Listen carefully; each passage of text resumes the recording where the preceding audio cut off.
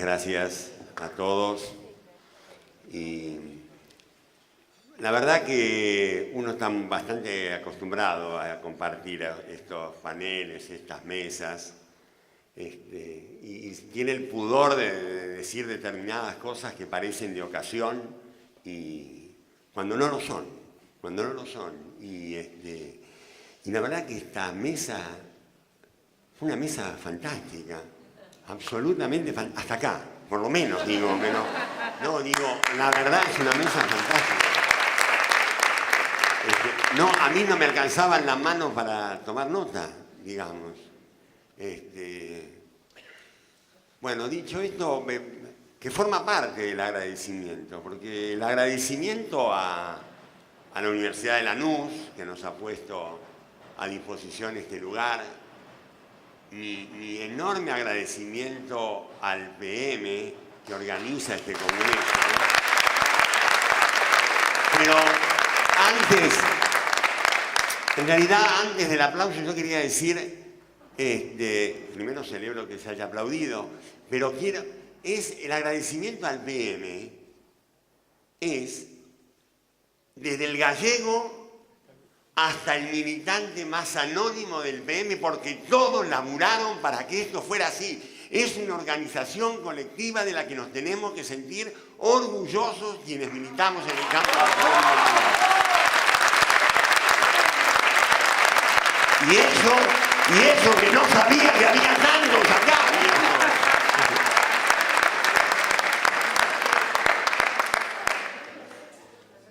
Creí que había menos.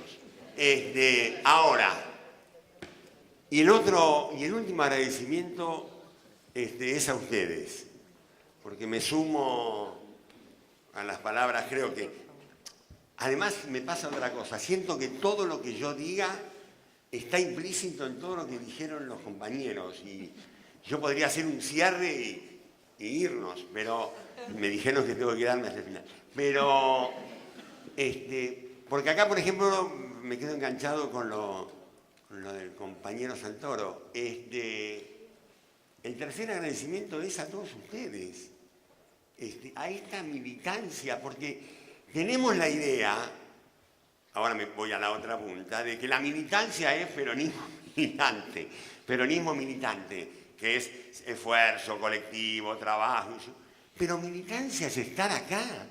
Militancia es un sábado a las 9 de la mañana estar acá, cuando hay 25 cosas también para hacer, ni más ni menos importantes. Y yo quiero valorar ese otro lugar de la militancia, porque es esta otra militancia es la que está haciendo posible este cambio de clima que estamos viviendo. Son los errores de ellos, son nuestras movilizaciones, es tener un liderazgo, pero también es la presencia sistemática de todos ustedes en cada uno de los lugares a los que nos toca ir. Y vale la pena de vez en cuando también señalarlo. Así que gracias. Y ahora a laburar. A ver, yo quisiera poner mi intervención en el marco de dos conceptos que me parece, por lo menos para ponerle un marco. El primero es aquello de que la tensión que hoy vivimos en democracia, que hoy vivimos más que nunca en democracia, es cómo se produce y cómo se distribuye la riqueza en la Argentina. Es cómo se produce y se distribuye el bienestar, cómo se produce y se distribuyen los ingresos.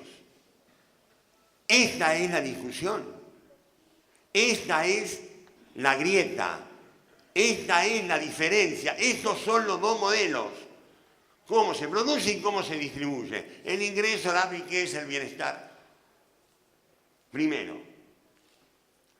Segundo concepto general, que no es sectorial, aunque lo parezca, y es la idea de que el trabajo y los derechos de los trabajadores es el territorio de disputa contrahegemónica en la que tienen que intervenir todos en la democracia actual.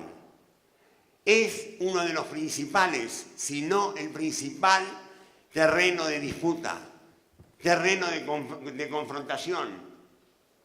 En el mundo se está discutiendo países que trabajan y países que no trabajan. El trabajo pasó a ser, desde el eje de la política pública durante muchos años en la Argentina, a ser la principal variable de ajuste en estos 3 años.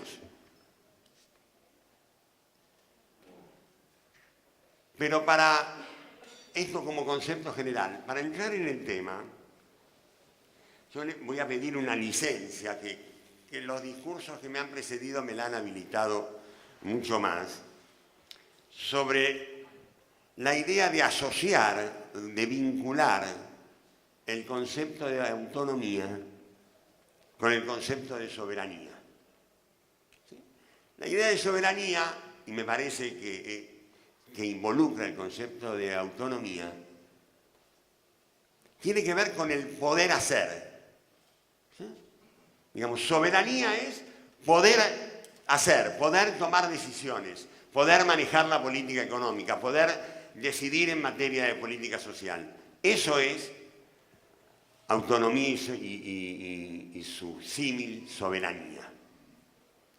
Por eso no quiero dejar de celebrar que en tiempos donde la idea de la unidad, la idea de la convergencia de todo el campo nacional y popular es el tema, es la principal preocupación política de quienes necesitamos indispensablemente confrontar con el neoliberalismo, que el neoliberalismo se vaya del gobierno el 9 de diciembre del 2019, es bueno que nos reunamos para discutir estas cosas, para discutir sobre cuánta soberanía, cuánta autonomía vamos a poder tener para poder decidir.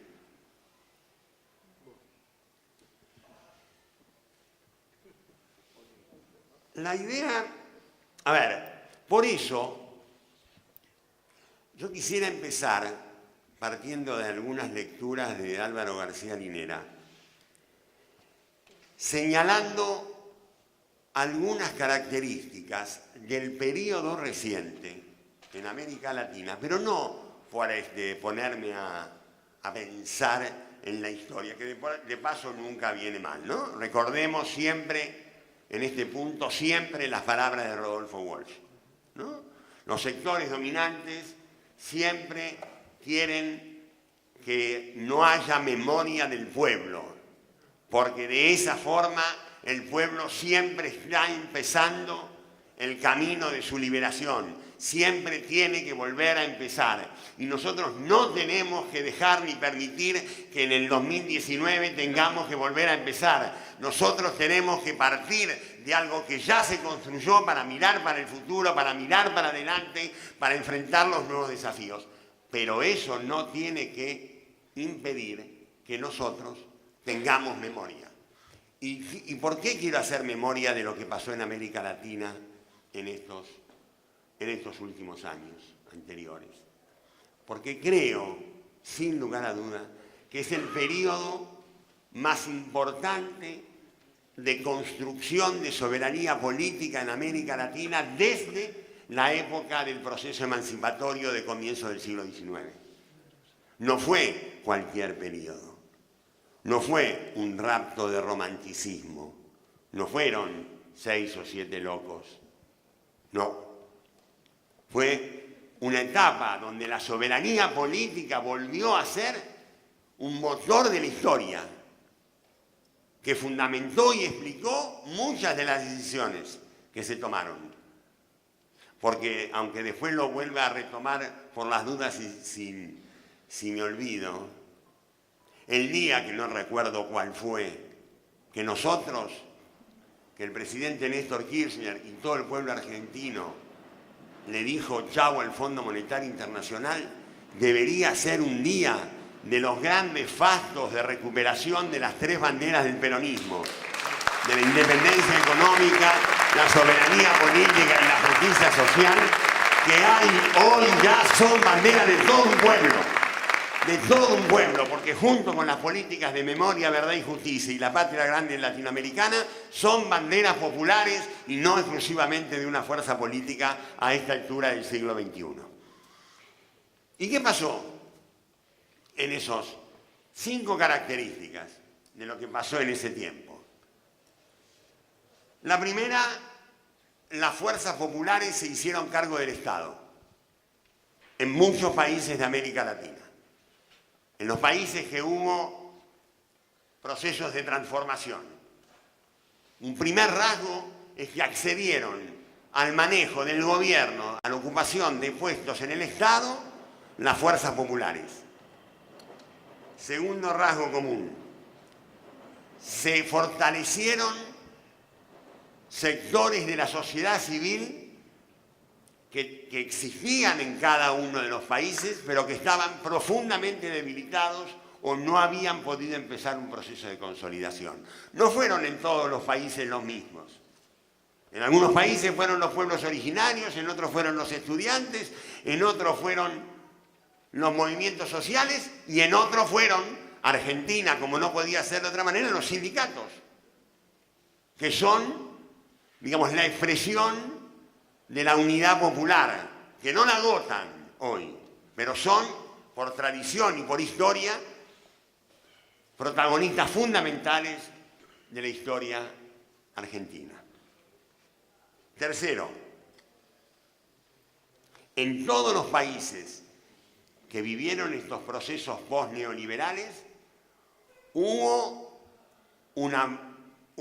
procesos de inclusión social inéditos y un proceso más lento, más rápido, más profundo o menos profundo de redistribución del ingreso a favor de los sectores populares, a favor de los sectores del trabajo, a favor de los sectores más débiles.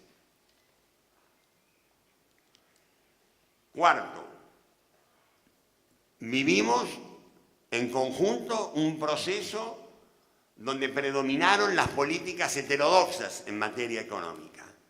Cada uno tuvo distintas profundidades. En la Argentina, cuando hablamos de políticas heterodoxas en materia económica, es fácil reconocernos con las políticas económicas del peronismo, de la práctica del peronismo. Yo no estoy tan seguro que haya una política económica del peronismo, pero sí de hechos que ocurrieron también en gobiernos peronistas. Y la heterodoxia económica se instaló y ha quedado instalada como no estaba antes de esos procesos, no solamente en Argentina, sino en América Latina, como alternativa de la política ortodoxa. Claramente como una escuela diferente y con propuestas para seguir otro camino. Quinto y último, se generó y se creó una cierta institucionalidad en la región débil.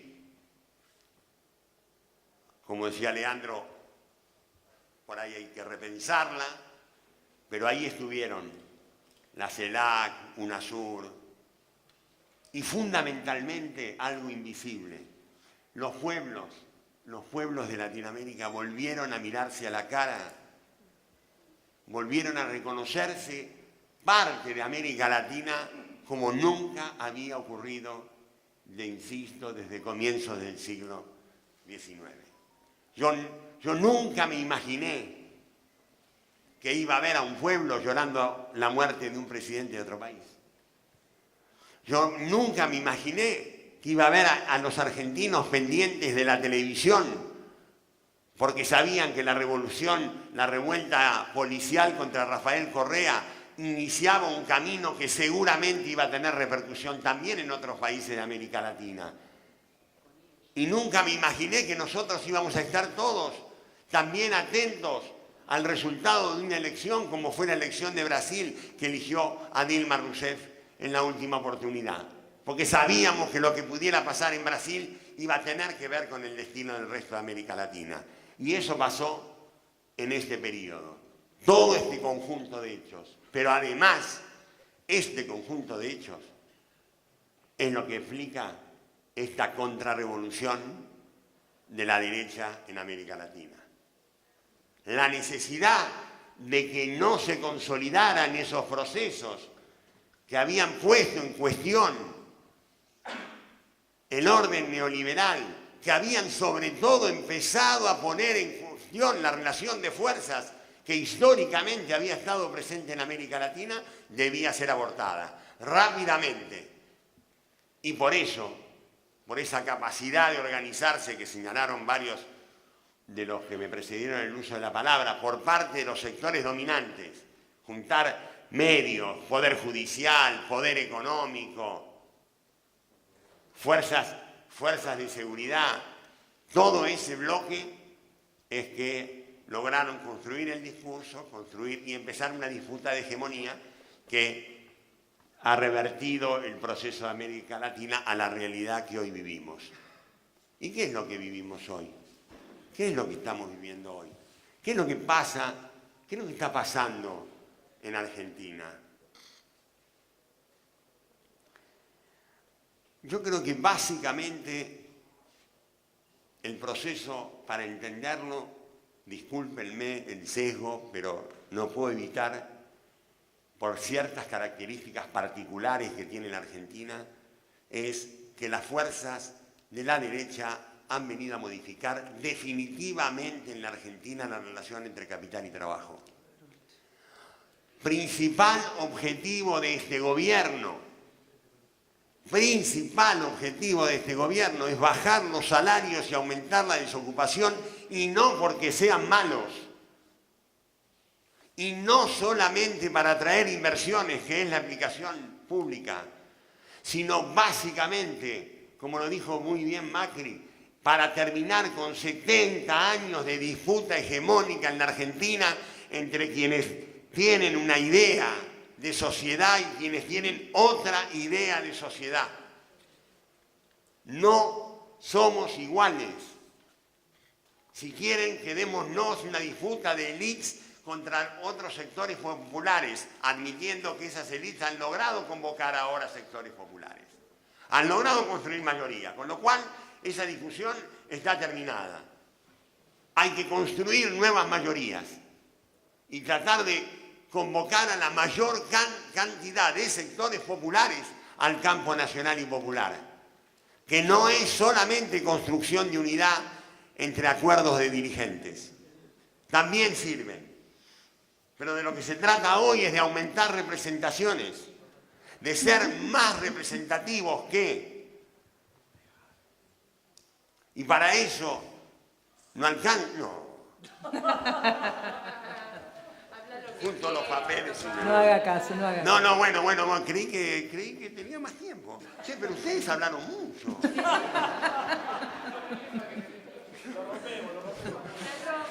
Vamos a duplicar la oferta, vamos a duplicar la oferta. Termino. Adelante, Carlos, adelante. Nada, acelero el tema. Lo que quiero decir es...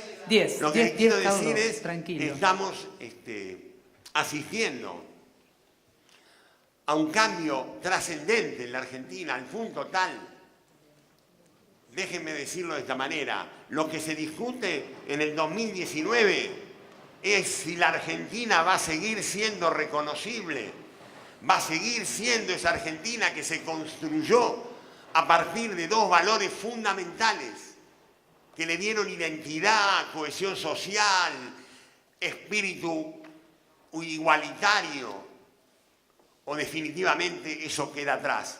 Me refiero a la Argentina que se construyó en base a la educación pública y al trabajo. Esa Argentina, basada en la educación pública, en el guardapolvo blanco y en el trabajo como símbolo de identidad popular, la ley 1420, ¿cómo no? Fácil de recordarla. Esa Argentina desaparece si 4 años más gobiernan estas fuerzas. Eso es lo que está en disputa.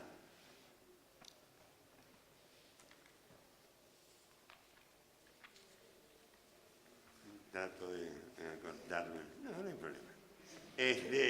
Tómese el tiempo, Carlos, por Bueno, favor. es cierto que... No, porque quería hablar, porque yo me compenetré mucho con las reglas que estableció acá el Congreso para hacer, está lo macro, lo meso la experiencia, sí, pero la experiencia práctica. Quisiera hablar ahora entonces algunas palabras sobre estos dos modelos. Estos dos modelos que no son la disputa de populismo versus república. Eso es para la gilada. Acá es una disputa entre quienes están a favor de un proceso emancipatorio, igualitario, versus quienes adhieren a una visión conservadora, neoliberal de nuestro país. Y esto dicho mucho más allá de lo económico, dicho desde lo cultural, desde los valores, desde los sentimientos. Creo que sí está en disputa cómo se distribuye. ¿Cómo se distribuye qué? Cómo se distribuyen los ingresos, pero también cómo se distribuye el conocimiento y cómo se distribuye la palabra. Está en riesgo una distribución igualitaria de la palabra en la Argentina. Está en riesgo la distribución igualitaria del conocimiento en la Argentina. Y está en riesgo, como siempre y esencialmente, cómo se distribuye la riqueza en nuestro país. Por eso, el lema que a mí me parecía en un momento antiguo, debo decirlo, pasado de moda, que es patria sí, colonia no, hoy vuelve a sonar con fuerza, vuelve a tener sentido, como parecía haberlo perdido. Y sé que lo estoy diciendo delante de los militantes de PM, que por mucho menos que te corta la cabeza, ¿no? Y digo entonces que frente a esto, nosotros tenemos que plantearnos empezar a llenar de contenido al proyecto nacional, popular, democrático y feminista. Creo que lo han intentado hacer todos los compañeros y compañeras que han hablado. Todos lo han dicho con una precisión, una riqueza, que espero que esto esté grabado y lo podamos retomar en algún momento. Simplemente voy a hacer un pequeño aporte, 5 muy sencillas premisas que para mí debe guiar la acción política en los próximos tiempos. El primero, es necesario volver a la política como forma de volver a preocuparnos más por ganar la confianza de nuestro pueblo y no vivir pendientes de ganarnos la confianza de los mercados, porque ganando la confianza de los mercados no resolvemos los problemas de los argentinos y las argentinas, porque los mercados hoy pueden prescindir de los argentinos y las argentinas. Segundo, es fundamental avanzar en la coherencia de las políticas macro, pero en una dimensión diferente de lo que el sentido común instalado ha colocado allá arriba, que es la idea de que las únicas políticas macroeconómicas importantes son la cambiaria y la fiscal. Si algo diferenció, algo significó ruptura del gobierno de Néstor y Cristina, fue que colocaron a la política de ingresos, o sea, empleo, salario y seguridad social, al mismo nivel de políticas macro que las otras dos. Es decir, si se trata de buscar equilibrios en la Argentina para construir una política económica sustentable que a su vez le dé sostenibilidad al sistema democrático en la Argentina, es necesario que el empleo, el salario y la seguridad social tengan el mismo nivel de importancia que las políticas cambiarias y fiscales. No se puede gobernar en la Argentina en contra, muchos años, en contra de esta política. La política de ingresos es esencial, incluso desde el punto de vista económico, porque alimenta la demanda agregada.